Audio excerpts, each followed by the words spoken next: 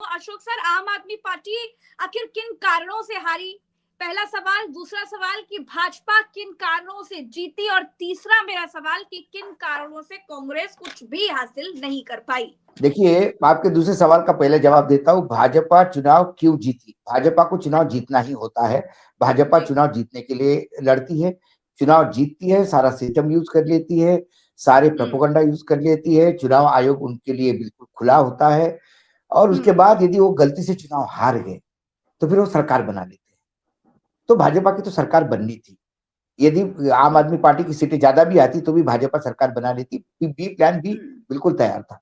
अब आम आदमी पार्टी क्यों चुनाव हारी? मुझे लगता है कि अमिताभ ने इतना विस्तृत बताया कि अरोगेंसी कैसी बढ़ गई थी।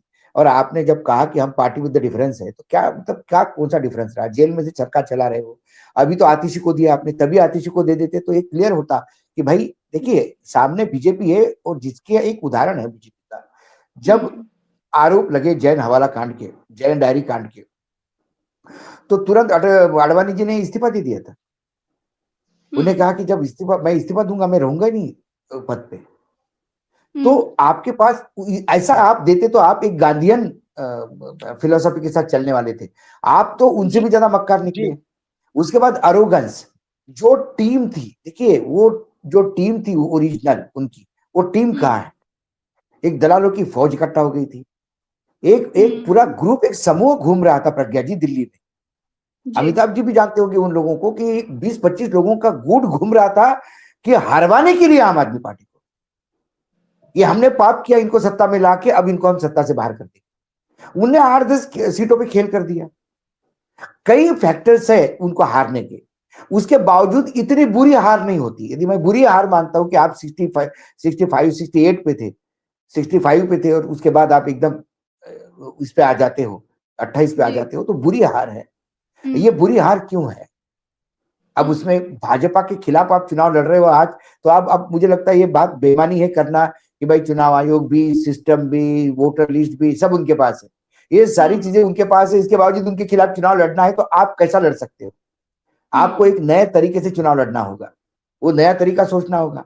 कम से कम उन्होंने एक बात तो अच्छी की, जो स्टैलिन को कॉपी किया उन्होंने, कि चुनाव खत्म होते से ही उन्होंने सारे फॉर्म C-17 लोड कर दिए वेबसाइट पर।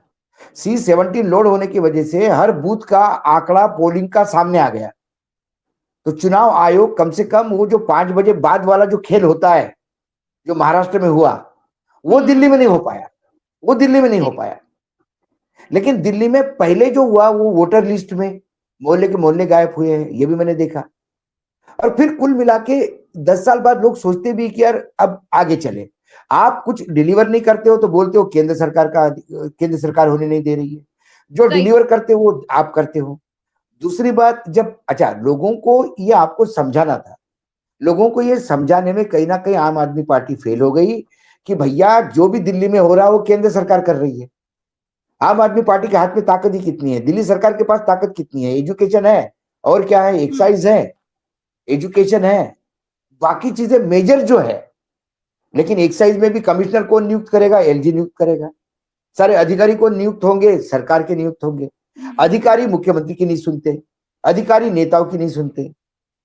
नेता सिर्फ नोट दे दे के परेशान होते हैं, नेट कंप्लेंट कर करके परेशान होते हैं। आप किसी भी राज्य में इमेजिन कीजिए, कल मोदी जी को इमेजिन कीजिए, मोदी जी और अमित शाह बहुत अच्छी सरकार चला रहे ना, कल सारे अधिकारियों ने इनका सुनना ही बंद कर दिया, क्या सरकार चला पाएंगे? ईडी के अधिकारी ने सुन बता दिया, इनकम टैक्स ने बता दिया हम नहीं करेंगे रेड, जाओ जो करना सो कर लो तुम। और ये कुछ करने की स्थिति में नहीं हो, इनके पास अधिकारी नहीं अधिकारियों पे एक्शन लेने का। तो फिर कैसी सरकार चलेगी? केंद्र की सरकार भी ऐसी लचर चलेगी। दिल्ली की लॉ एंड ऑर्डर किसके पास थी? दिल्ली के लॉ ऑर्डर केंद्र के पास थी। अब यहाँ पे रोहिंग्या आके बिठा दिए, बोले इतने बांग्लादेशियों को सेटल कर दिया आम आदमी पार्टी ने। अरे बांग्लादेशी को ये किस अधिकार से सेटल कर देंगे? ये तो केंद्र से, ये तो पुलिस ने सेटल करवा देती है, पुलिस ने करवा दिया होगा, ये तो बीजेपी ने करवा दिया होगा। सवाल तो ये उठते, लेकिन उसका ये काउंटर नहीं ठीक से कर पाए। कहीं ना कहीं ये अपने ही चीजों में उलझते गए। और बीजेपी हमेशा अपने पाले में लेके खेलती। जिसने देखिए, ममता बनर्जी ने कभी बीजेपी के ट्रैप में नहीं अटकी। बीजेपी जय श्री राम बोलती थी, वो जय श्री राम का नाम ही नहीं लेती थी, वो अपनी जय काली माँ बोल के निकल लेती थी साइड। आप बीजेपी के सवालों के जवाब देने लगोगे तो आप बीजेपी के ट्रैप में अटकोगे, फिर बीजेपी अपने टर्फ पे खिलवाता है आपको, और जब उसका होम ग्राउंड है तो उसमें वो स्कोर करेगा। सही बात कई है, हाँ चीजें हैं। और दूसरी बिल्कुल। बात है कि जो बूथ पे मैनेजमेंट हुआ करता था, मैं हमेशा कहता था कि बीजेपी को हम्म, कोई टक्कर देता है तो आम आदमी पार्टी। हाँ इस बार वोटिंग के समय आम आदमी पार्टी का वो बूथ लेवल भी बहुत कमजोर हुआ, क्योंकि जो ओके। कार्यकर्ता दिल से जुड़ा था वो कहीं ना कहीं 10 साल में टूट गया। अहंकार हम्म, बहुत आ गया पार्टी में, गिने चुने ओह, 3-4 लोगों के साथ पार्टी। अब आप कहते हो कि महिलाएं हमारे को वोट देगी, आपने एक महिला को, सांसद को घर में बुला के पिटवाया है। क्या हम्म, कोई मुख्यमंत्री के यहाँ भाई एक सांसद पीटती है? आपने अधिकारी ने पीटा, आपके से आपने पीए ने पीटा, पीएस ने पीटा, जिसने भी पीटा हो, लेकिन ये हिम्मत कैसी हो गई जब तक आपका आशीर्वाद नहीं, हम्म, और इतना मामला लोगों के सामने आ गया, तो एक छवि जो है ना वो डाउन हो गई कि यार ये पढ़ा लिखा तो इंसान है, बोलता है आईआईटी क्या, आईआईएम क्या, क्या क्या किया, लेकिन वो मजा नहीं है, वो शालीनता नहीं आई। तो हम्म, ऐसे कई इश्यूज है जो लोगों को, जो जो एक मिडिल क्लास था, जो फेंस सीटर जिसको हम कहते हैं, जो जी, थोक में आम आदमी पार्टी के साथ जाता था, वो, नहीं तो ये देश बेरोजगारी से दिल्ली जूझ नहीं रही है क्या? दिल्ली हम्म, लॉ एंड ऑर्डर से जूझ नहीं रही है क्या? दिल्ली महंगाई से नहीं जूझ रही है क्या? पोल्यूशन हम्म, से नहीं ढूंढ रही है? पोल्यूशन के लिए केजरीवाल क्या करेगा? सही बात है। केजरीवाल जी के हाथ में क्या है? पोल्यूशन। सर्वोच्च न्यायालय समय समय पे आदेश देते हैं, जो केजरीवाल जी उसको एग्री करते रहे। हम्म, कभी गाड़ियां बंद कर दी, कभी अल्टरनेट गाड़ियां चला दी। परली जलती है, हम्म, उसमें क्या करेंगे केजरीवाल? पानी की समस्या, जब हरियाणा पानी छोड़ता है तो दिल्ली को मिलता है, उसमें क्या करेगा केजरीवाल? हम्म, कई चीजें हैं जो हाथ बंधे हुए थे। हम्म, अब केजरीवाल जी को इस हार से पंजाब को संभालना होगा। पंजाब में भी बाय एंड लार्ज स्थिति ऐसी है जो दिल्ली में है, वहां पूर्ण रूप से सरकार है, इसके बावजूद केजरीवाल ही सब कुछ है वहां पे। हम्म, तो कई चीजें करनी होगी। कुछ लोगों का ये भी कहना है कि केजरीवाल यदि अब विपक्ष में आते तो बीजेपी के लिए, मतलब बीजेपी सरकार के लिए तकलीफ वाली होगी, क्योंकि वो बहुत एग्रेसिव है। वो एग्रेशन तब था जब अन्ना आंदोलन का पूरा, अन्ना का आंदोलन पीछे खड़ा था। उस आंदोलन के कितने लोग आज उनके साथ खड़े हैं वो देख लीजिए आप। हम्म, आने वाला विधानसभा में ये 27 लोगों में कौन लोग है, 27 ये भी देख लीजिए। हम्म, यदि उनके बड़े बड़े लोग हार जाते चुनाव, जी, तो फिर वो क्या करेंगे? और खुद ही चुनाव हार गए तो फिर तो और लोचा हो जाएगा। तो कई चीजें हैं जो ध्यान रखना होगा। और ये बीजेपी चुनाव सरकार बनाएगी, जीतेगी, मुझे नहीं लगता हमारे में से कोई भी पैनलिस्ट ऐसा था जिसने नहीं कहा होगा बीजेपी सरकार नहीं बनाएगी। हम तो हमेशा कहते थे कि भैया लोगों की बात कहे तो मुझे लगता है कि भाई घसीटते फसीटते बीजेपी कांटे की टक्कर होगी, आम आदमी पार्टी 2-4 सीटें ज्यादा होगी। लेकिन हम्म, फिर सिस्टम ही चलना है तो फिर बीजेपी 65 भी ले ले तो आश्चर्य नहीं होगा। और ये बिल्कुल मुझे आंकड़ा याद भी लगातार है। बदलता रहेगा, क्योंकि क्या है, छोटी राइट। छोटा छोटा हाउस है 70 का, ठीक है, और कॉन्स्टिट्यूंसीज भी छोटी है। ये यूपी बिहार जैसी राइट। नहीं है जहां 10-10 हजार का लीड होता है, या एक एक 1.5-1.5 2-2 हजार में खेल होते हैं। गोवा जैसा है खेल इसमें। गोवा में कई बार 4 बजे तक कोई पार्टी जीत रही है और 4:30-5 बजे तक पता पड़ा कि पलट ही गया मामला, 200-200 हम्म, 300-300 वोट से कई सीटें जीत गई। तो ये अभी लगातार चलता रहेगा ऑस्किलेशन, लेकिन गैप बहुत है। मुझे नहीं लगता कि एकदम टर्नआउट होगा। अब बीजेपी की सरकार बनना करीब करीब तय है। अब देखना हम्म। है कि मुख्यमंत्री कौन सा रबर स्टैम्प बन के आता है। आपका फाइनल वर्डिक्ट जानना चाहूंगी। सब कुछ आपके सामने है। बीजेपी 39, आप 71, 70 की 70 सीटें दिल्ली की खुल चुकी है। और मिल्कीपुर की क्या तस्वीर रही, मिल्कीपुर में क्या कुछ रहा, वो तो अखिलेश यादव ने कफन भेंट करके चुनाव आयोग को बता ही दिया था। आपका फाइनल वर्डिक्ट कैसे देख रहे हैं इसको? प्रज्ञा जी, लगातार हम आपके साथ रोज एक कार्यक्रम करीब करीब कर ही रहे थे और इसी चुनाव को लेकर कर रहे थे, तो हमने तब भी कहा था कि ये चुनाव दो टाइप से लड़े जाएंगे। एक तो एक जनता का चुनाव होगा, एक मशीनों का चुनाव हो गया, चुनाव आयोग का चुनाव होगा। चुनाव आयोग का चुनाव है, चुनाव आयोग ने ही चुनाव लड़ा, मैं बार बार कहता हूँ। खासकर लिस्ट में जो घालमेल हो जाती है। हाँ, एंटी इनकम्बेंसी थी, मैं ये नहीं कहता कि एकदम आम आदमी पार्टी जो जो हर्ष, आपके यहाँ तो 39-31 दिखा रहा है, कई जगह पे ये 23 पे है, वो 40 पे है। चुनाव आयोग का जो साइट है वो भी बहुत ज्यादा बढ़त 40, 42-43 दे रही है बीजेपी को। सवाल दो तीन चीजें हैं। एंटी इनकम्बेंसी, कांग्रेस ने कुछ जगह नुकसान किया है, हम्म, लेकिन कांग्रेस को फायदा नहीं। कांग्रेस की एक भी सीट निकलते हुए नहीं दिखाई नहीं देती। मैं यदि ये बात कहूं कि आज जहां आम आदमी पार्टी खड़ी है, विपक्ष के मजबूत विपक्ष की बात हम करते हैं, वहां कांग्रेस खड़ी हो सकती थी। मशीनें और पूरा सिस्टम बीजेपी के फेवर में है, तो बीजेपी तो सरकार बना लेगी, वो तो हमको तय था कि बीजेपी सरकार बना लेगी। मैंने मिल्कीपुर का भी आपको कहा था, मैंने मिल्कीपुर का भी आपको कहा था कि मिल्कीपुर ये नाक का बिल्कुल सवाल ये है, सही बात है। सवाल है। हाँ, और प्रतिष्ठा इसमें का चुनाव, किसी हाँ। भी प्रतिष्ठा का चुनाव है, आपको अयोध्या हारने के बाद आपको ये करना ही है, नहीं तो जो कुंभ में इतनी भागदौड़ हो गई, मिल्कीपुर बहुत ज्यादा दूर नहीं है कुंभ से, वहां हजारों की तादाद में यदि लोग मरे हैं, हम हजारों का आंकड़ा इसलिए बोलते हैं कि सरकार आंकड़ा देने को तैयार नहीं है, जो आंकड़ा दिया उसकी सूची देने को तैयार नहीं। बाकी जो लोग 15,000 लोग जो गायब हो गए, उनके बारे में वेयर अबाउट्स पता नहीं। तो कुल मिला के ये आंकड़ा कितना होगा क्या है, ये तो समय के गर्भ में, लेकिन इसका सारा इम्पैक्ट क्यों नहीं पड़ता। अभी हमारे मित्र कह रहे थे कि भाई परिवारवाद, तो फिर पंकज सिंह कैसे चुनाव जीतते हैं नोएडा से, जब उनके पिता ऑलरेडी सांसद होते हैं। मैं ऐसे आपको दसों हजारों केसेस बता सकता हूँ पूरे देश में, जहां बीजेपी के नेता चुनाव लड़ रहे हैं या उनके बच्चे चुनाव लड़ते हैं। तो कुल मिला के कुनबे के कुनबे चुनाव लड़े हैं, ऐसा नहीं है। परिवारवाद वाला नहीं होता है। लोग इसलिए नहीं नाराज होते कि इसके बेटे को दिया, क्योंकि उनके बेटे का कोई क्रिमिनल ग्राउंड नहीं था। और अवधेश जो चुनाव जीते थे, अवधेश प्रसाद, तो अवधेश प्रसाद का कोई ऐसा, वो तो लड़वैया माने जाते हैं, उन्होंने लोकसभा में भी अच्छा परफॉर्मेंस दिया।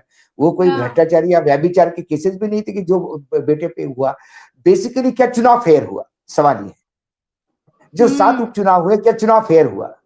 मेरा कहने का मतलब ये है।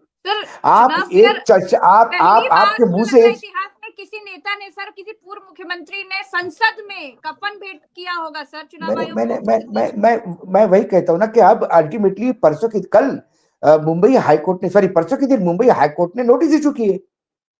मुंबई हाईकोर्ट ने भी कहा कि भाई 6 बजे 5 बजे बाद जो वोट बढ़े हैं वो कैसे बढ़े, जरा बताएं। चुनाव आयोग बताए तो सही, पर बूथ पे कितना वोट बढ़े, क्योंकि जब चुनाव आयोग को कोई इंफॉर्मेशन मांगता है तो चुनाव आयोग हाथ ऊपर कर देता है।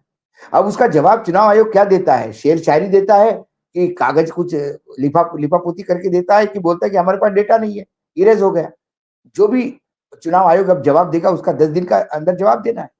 तो मामले तो है, ऐसा नहीं कि मामला नहीं, लेकिन फिर इसकी परिणति क्या, इसका अल्टीमेट क्या होगा? यदि ऐसे ही चुनाव होते रहेंगे तो क्या विपक्ष हाथ पे हाथ धरा बैठा रहेगा? बिल्कुल। आज वहां पे उन्होंने ट्वीट किया कि भाई ऐसे आपस में लड़ो और मरो, वो सब ठीक है, लेकिन कांग्रेस राष्ट्रीय नेशनल पार्टी है। कांग्रेस का हर राज्य में वजूद है। एक समय था कि कांग्रेस का हर, ज्यादा दूर थोड़ी है, दिल्ली जब पहला चुनाव दिल्ली का जीता बीजेपी ने, उसके बाद लगातार शीला दीक्षित 3 बार मुख्यमंत्री रही है और थंपिंग मेजोरिटी से रही है। तो कांग्रेस दिल्ली से बाहर थोड़ी थी। तो कांग्रेस ने यदि हर राज्य में अपने पार्टनर्स के साथ, जम्मू कश्मीर भैया तुम ले लो, यूपी समाजवादी पार्टी ले ले, बिहार आरजेडी ले ले, बंगाल ममता ले ले, शिवसेना उद्धव महाराष्ट्र ले ले, तो फिर कांग्रेस करेगी क्या? और कांग्रेस के साथ गठबंधन करना है तो ये गठबंधन आपको सिर्फ चुनाव के समय नहीं, ये गठबंधन ऊपर से नीचे तक होना चाहिए। और ये गठबंधन जब तब लंबा होता है जब पार्टी साथ में होती है। आपके नेता हरियाणा में अलग गाली देंगे। अभी कल तीनों नेताओं ने यहाँ प्रेस कॉन्फ्रेंस की। उद्धव की तरफ से संजय राउत थे, राहुल गांधी थे और सुप्रिया सुळे थी। अब बताइए, पूरे प्रेस कॉन्फ्रेंस में 3-3 बार संजय राउत कह रहे थे कि हमारे नेता राहुल गांधी जी, हमारे नेता राहुल गांधी जी, राहुल गांधी जी संविधान के लिए लड़ रहे हैं, राहुल गांधी जी ने सवाल उठाए। और ये आदमी मुंबई जाते से कांग्रेस को गाली देता है कि कांग्रेस ने बर्बाद कर दिया, कांग्रेस ने नकारा कर दिया, हम अपने बलबूते पे चुनाव लड़ेंगे। तो जो कार्यकर्ता होता है नीचे, वो इतना कंफ्यूज्ड है। वो कंफ्यूजन कौन करता है? गठबंधन मात्र चुनाव के समय सीटें बंटवारों का नहीं होता। गठबंधन होता है डाउन द लाइन, ऊपर से नीचे तक वोट ट्रांसफर होना चाहिए। वो वोट ट्रांसफर नहीं होगा जब तक आपके डिफरेंसेस पब्लिकली आप एयर करोगे। अब वहां बैठ के जम्मू कश्मीर में आपने तो जैसी सत्ता आ गई, आप तो इंडिया गठबंधन के मेंबर थे, और आते से आपने नरेंद्र मोदी जी की इसमें कसीदे पढ़ना शुरू कर दिए कि जम्मू कश्मीर में गवर्नर बहुत अच्छा काम कर रहे हैं और एलजी अच्छा काम कर रहे हैं, क्योंकि आपने आपकी सरकार और आपकी सुविधा देखी। तो कांग्रेस को भी अधिकार है अपनी सुविधा और अपनी सरकार और अपना वजूद देखने की। तो ये आपस में लड़ते भी तो कितनी सीटें मिलती, क्या मिलती? इसके पहले समाजवादी पार्टी सीटें मांग रही थी यूपी में, नहीं दी समाजवादी ने, लेकिन समाजवादी ने हरियाणा में बिना सीटें लिए समर्थन दिया। वो मेच्योरिटी जो अखिलेश ने दिखाई, वो मेच्योरिटी सभी दिखाएंगे क्या? सवाल ये है। और कई बार ऐसा होता है कि कांग्रेस का वो जो वोट है वो आम आदमी पार्टी के साथ क्यों नहीं गया? क्योंकि वो कांग्रेस के साथ था, वो आम आदमी के पास नहीं जाना चाहता था। कांग्रेस के पास 2-3% वोट बटा है, वो कांग्रेस का अपना है, बाकी वोट आम आदमी पार्टी के पास चला गया। यदि कांग्रेस लड़ेगी नहीं तो वो 3% वोट बीजेपी में चला जाएगा, क्योंकि वो कांग्रेस का वो वोट आम आदमी पार्टी कतई नहीं जाएगा। वो वोट डिस्ट्रीब्यूशन होता है, वोट ट्रांसफर नहीं होता। वोट ऐसा उल्टा चल, कई इसीलिए कई जगह चुनाव लड़ना चाहता है कि अपना वोट सिक्योर करो। कई कारण होते हैं। देखिए, आम आदमी पार्टी चुनाव टफ था, ये हम सब कह रहे थे, एंटी इनकम्बेंसी थी, लेकिन आम आदमी पार्टी की इतनी बुरी स्थिति होगी ये नहीं सोचा था। चुनाव कैसा बटा, परवेज वर्मा के यहाँ कैसा पैसा बट रहा था, कैसे लोग वीडियो पे बता रहे थे। चुनाव आयोग सोता रहा।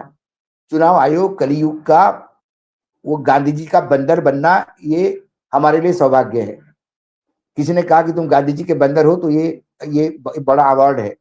ना बुरा देखूंगा, ना बुरा सुनूंगा, ना बुरा कहूंगा। लेकिन अभी जो वर्तमान में कलयुग में जो बंदर बने हैं भाजपा के, ना बुरा, ना भाजपा के खिलाफ कुछ देखते, ना भाजपा के खिलाफ कुछ बोलते, ना भाजपा के खिलाफ कुछ सुनते, तो ऐसे चुनाव आयोग का क्या करें? कंप्लेंट पे कंप्लेंट दर्ज होने के बाद भी कोई एक्शन नहीं होती, बोले देखते हैं, करते हैं, देखते हैं। और बाकी जगह खेल होते हैं।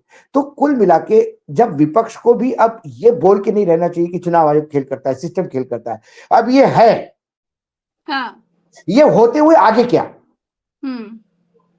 ये होते हुए आगे क्या, इसलिए हर एक ने अपने वजूद को रखना चाहिए। हर एक ने अपनी, जब अडानी के खिलाफ बात होती है तो क्यों आम आदमी पार्टी, क्यों फिर ममता निकल गई? ममता ने क्यों नहीं साथ दिया आम आदमी पार्टी जब अडानी के खिलाफ कांग्रेस ने फ्रंट खोला तो? और फिर आप चाहते हो कि हम एक हो। जब आपकी तकलीफ हो जाती है तो फिर सब एक क्यों नहीं होते? जब जहां एक ही दिखानी होती है वहां एक नहीं होते। और एनडीए का कुनबा एक इसलिए है कि वो गन पॉइंट पे है, कोई प्यार मोहब्बत से नहीं है। कईयों को मालूम है ईडी आ जाएगी, सीबीआई आ जाएगी, अपने नेस्तनाबूत होने के बजाय साथ में रहो। जी। तो आप साथ में रहो तो जो खाया वो भी बचा जाएगा और आगे भी खाने का चांस मिलेगा, कोई कहने वाला नहीं होगा। इसलिए इंडिया का गठबंधन है। अब अभी ये रास्ता खुल गया, कोई भी अब केंद्र में सत्ता में जब भी कोई आएगा, क्योंकि अमरपट्टा तो लेके नहीं आए, एक ना एक दिन तो सबको ही जाना होता है। जो कोई नया सत्ता में आएगा वो यही करेगा जो अभी बीजेपी कर रही है। अच्छा। ना कोई सुधार नहीं होगा। आपको क्या लगता है कोई नई सत्ता में आएगी तो चुनाव आयोग अपॉइंटमेंट क्या चीफ जस्टिस को लाएंगे क्या? ना, फिर वो अपना चुनाव आयोग अब तो नए आयाम तय करेंगे भाई। बस अभी तो क्या, हमको देखो, हम लोगों के लिए क्या प्रॉब्लम है, घर में मौत हो गई बुढ़िया की, उसका दर्द तो है ही, लेकिन उससे ज्यादा डर इस बात का है कि मौत ने घर देख लिया। अब पता नहीं बाकी कितनी जगह कितने और लोगों को ले जाएगी।